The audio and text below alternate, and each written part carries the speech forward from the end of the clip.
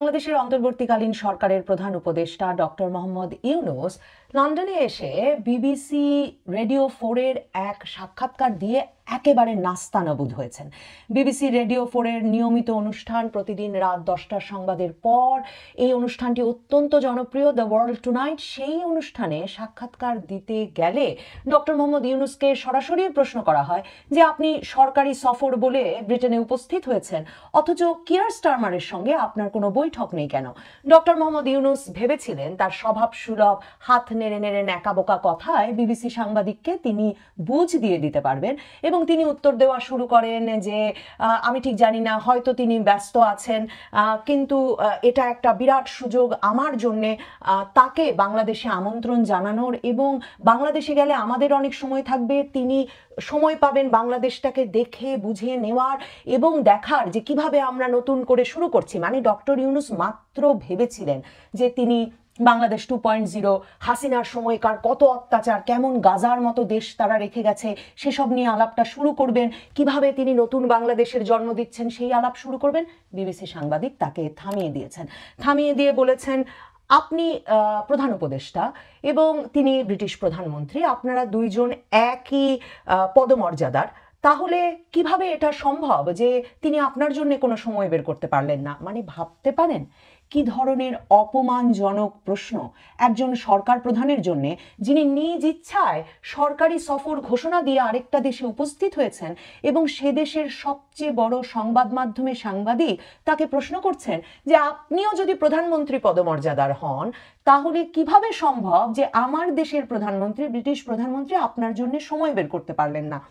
মানে আপনি আমি যদি ডক্টর মোহাম্মদ ইউনূসকে একজন এনজিও পরিচালক, যিনি একরকম উড়ে এসে জুড়ে বসেছেন বাংলাদেশের সরকার প্রধান হিসেবে একটা পরিস্থিতির ফেরে কিংবা মেটিকুলাস ডিজাইনে, এমন ভেবে নেই, তাহলে ব্যাপারটাকে হয়তো 100% কৌতুক, পুরোটাই কৌতুক হিসেবে দেখার সুযোগ আছে। কিন্তু আপনি আমি যদি ডক্টর মোহাম্মদ ইউনূসকে বাংলাদেশের বৈধ সরকার প্রধান বলে মনে করি, তাহলে এই অপমান গায়ে না মাখার কোনো উপায় থাকে না।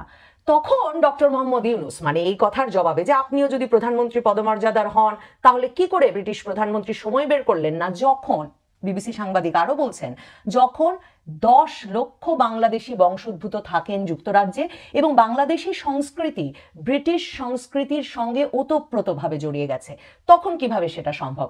ডক্টর ইউনূস বললেন আমি জানি না কার হতাশ হওয়া উচিত এতে, আমার না তার, তবে হয়তো তিনি এর চেয়ে বড় কোনো কাজে ব্যস্ত আছেন। তার মানে ডক্টর ইউনূস তার স্বভাব সুলভ ভঙ্গিতেই এই অপমানও গায়ে না মাখার চেষ্টা করলেন। বিবিসি সাংবাদিক তখন জিজ্ঞেস করলেন ডাউনিং স্ট্রিট কি যুক্তি দিয়েছে আপনাদেরকে, কেন আপনাদের সঙ্গে তার কোনো বৈঠক হলো না, আপনার সঙ্গে ব্রিটিশ প্রধানমন্ত্রীর কোনো বৈঠক হলো না? তখন ডক্টর ইউনূস বলছেন আমার মনে হয় না তারা কোনো ব্যাখ্যা দিয়েছে, সম্ভবত অন্য কাজে তারাও ব্যস্ত, মানে ব্রিটিশ প্রধানমন্ত্রীও ব্যস্ত, ডাউনিং স্ট্রিটও ব্যস্ত, কেউ কোনো ব্যাখ্যাও দেয়নি। অথচ আমাদের সরকার প্রধান যুক্তরাজ্যে উপস্থিত হয়ে বলছেন এটা নাকি সরকারি সফর। কিয়ার স্টারমারের সঙ্গে কেন দেখা হলো না এ বিষয়ে কোনো সন্তোষজনক উত্তর না পেয়ে বিবিসির সাংবাদিক ডক্টর ইউনূসের জন্য আরো কঠিন প্রশ্ন ছোড়া শুরু করলেন। তখন তিনি বললেন কিয়ার স্টারমারের এমপি টিউলিপ সিদ্দিক, যিনি শেখ হাসিনার বোনের মেয়ে, তার বিরুদ্ধে বাংলাদেশে দুর্নীতি দমন কমিশন তদন্ত করছে যে তিনি নাকি অবৈধভাবে বাংলাদেশে জমির মালিক হয়েছেন। টিউলিপ সিদ্দিক এই সকল অভিযোগ অস্বীকার করেন। তিনি আপনাকে একটা চিঠি লিখেছেন, আমরা সেই চিঠি দেখেছি, আপনি কি তার সঙ্গে দেখা করবেন? তখন ডক্টর ইউনূস বলছেন না না, এটা তো একটা আইনি প্রক্রিয়া চলছে, এই আইনি প্রক্রিয়াকে আমি বাধাগ্রস্ত করতে চাই না। বিবিসির সাংবাদিক তখন বলছে যে যুক্তরাজ্য সরকারে মন্ত্রীদের বিরুদ্ধে অভিযোগ তদন্তের যে কমিশন আছে, সেই কমিশন টিউলিপ সিদ্দিকের বিরুদ্ধে তদন্ত করেছে এবং তারা দেখেছে কোনো অভিযোগের কোনো প্রমাণ নেই এবং তারা বলেছে টিউলিপ সিদ্দিকী নির্দোষ। এখন বাংলাদেশে তবু আপনার দুর্নীতি দমন কমিশন তার বিরুদ্ধে তদন্ত চালিয়ে যাচ্ছে। কেন দুর্নীতি দমন কমিশন এখনো তার বিরুদ্ধে তদন্ত চালাচ্ছে? ডক্টর ইউনূস তখন বলছেন এটা তো আদালতের বিষয়, আদালত বিষয়গুলো দেখবে। বিবিসি সাংবাদিক তখন বলছেন যে টিউলিপ সিদ্দিকীর আইনজীবীরা বলছেন যে তাদের বিরুদ্ধে যে অভিযোগগুলো আনা হয়েছে তার মক্কেলের বিরুদ্ধে, সেই অভিযোগগুলো এখনো তারা দেখেনি, এগুলোর কোনো প্রমাণ নেই।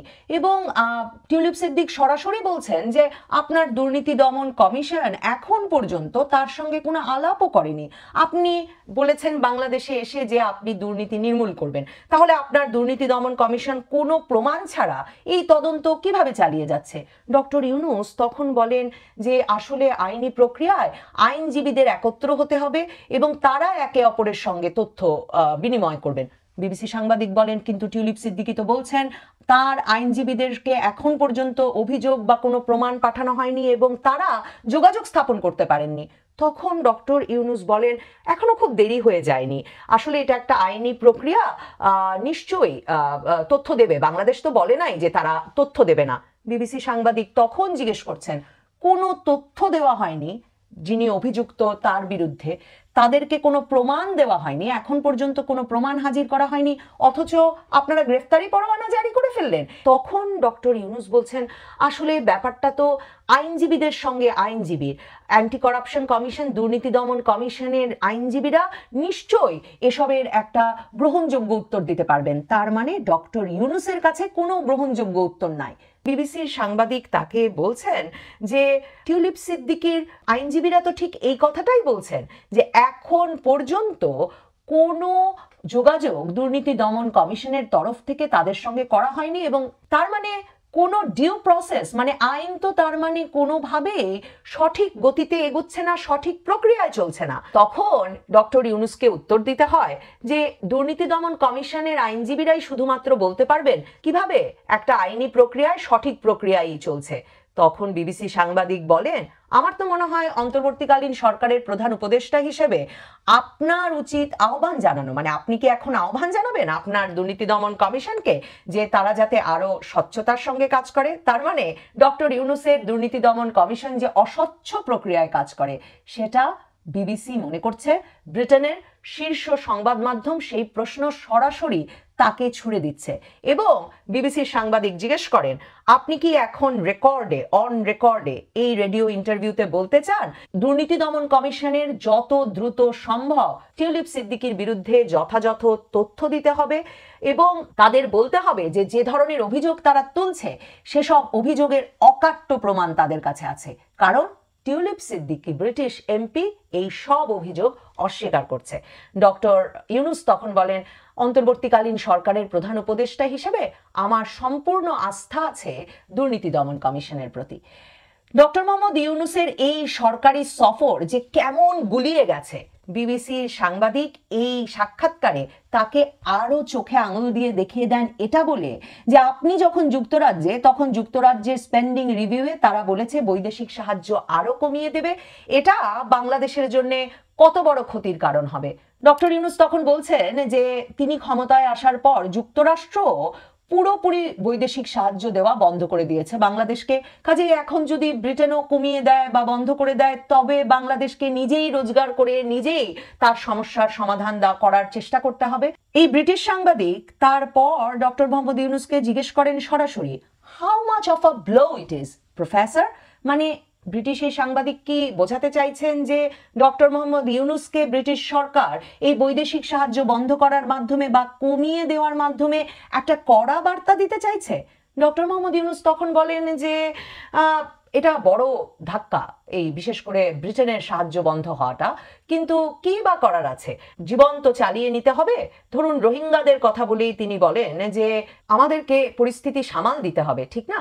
মানে মনে রাখবেন, বিবিসি যারা ফলো করেন, যারা বিবিসির সংবাদ সংগ্রহ, সংবাদ পরিবেশন দীর্ঘ সময় ধরে পর্যবেক্ষণ করছেন, বা বিবিসির শ্রোতা দর্শক কিংবা আমার মতো যারা একটা দীর্ঘ সময় বিবিসিতে কাজ করেছি, আমরা এটা নিশ্চিত যে বিবিসি যে বিশ্ব নেতাকে একবার ধরে এবং যার সততা নিয়ে, যার আইনি প্রক্রিয়া নিয়ে, যার বিশ্বে গ্রহণযোগ্যতা নিয়ে, বিশ্বে সম্মান নিয়ে একবার প্রশ্ন তোলে, সেই নেতার পক্ষে বিশ্বে গ্রহণযোগ্য থাকা, সংবাদ মাধ্যমের সঙ্গে নাস্তানাবুদ না হয়ে আর পৃথিবীর কোথাও কোনো সাক্ষাৎকার দিতে পারা বড় ধরনের মুশকিল হয়ে ওঠে।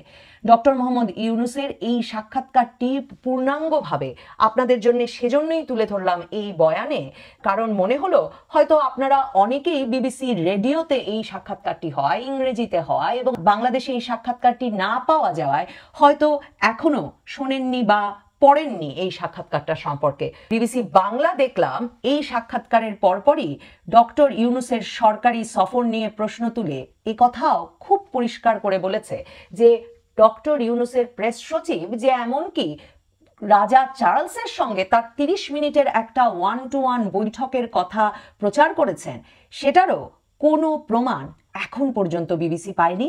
কারণ সাধারণভাবে কিং চার্লসের ওয়েবসাইট থেকে একান্ত বৈঠকের ছবি প্রচার করা হয়, অথচ এখন পর্যন্ত কিং চার্লসের ওয়েবসাইট থেকে তেমন কোনো খবর আসেনি। ডক্টর মোহাম্মদ ইউনূসের এই সফরটি তাই ছিল ভুলে ভরা, অস্বস্তিতে ভরা, নাস্তানাবুদ হওয়ার এবং নিজেকে অসম্মানিত করার, সঙ্গে সঙ্গে যে দেশের সরকার প্রধান হয়ে তিনি বসেছেন সে দেশেরও বড় ধরনের অসম্মান হয়ে গেল এই সফরে।